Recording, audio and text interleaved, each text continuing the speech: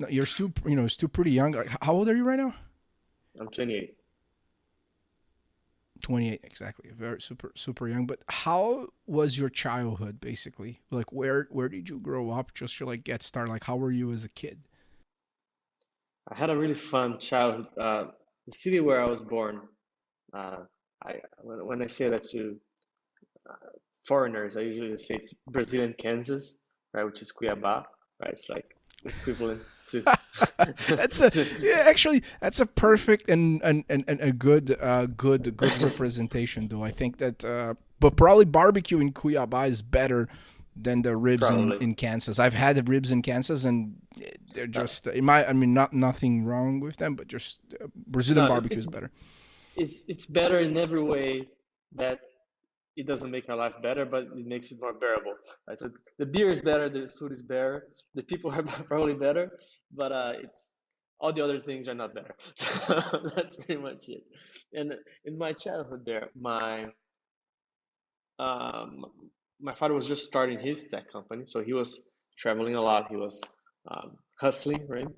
And I would spend a lot of time with my grandparents. And my grandparents, they had a really cool farm where I would just pretty much hang around by myself a lot. So my toys were like knives and slingshots and like playing with animals, climbing trees, and getting myself in danger all the time. And that was a fun, very freeing, very careless like childhood. I had a lot of fun. I have really fond memories of my childhood there.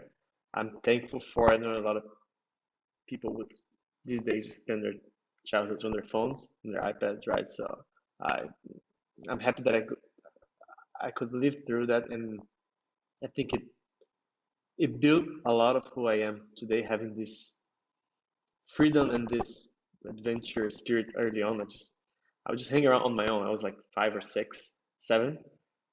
I would just do whatever I want, play with dogs and that kind of stuff, fish. And, that was just a lot of fun, a lot of learning very early on.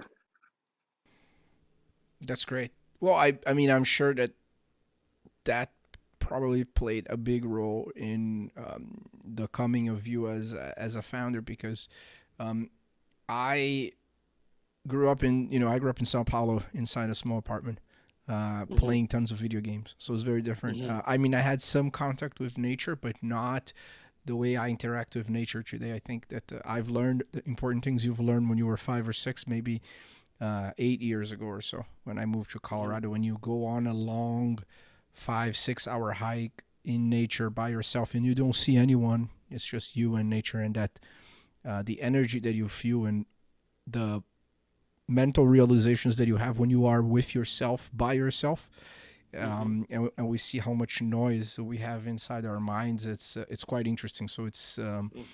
um, I think that that process is so important for building and for being a focused person.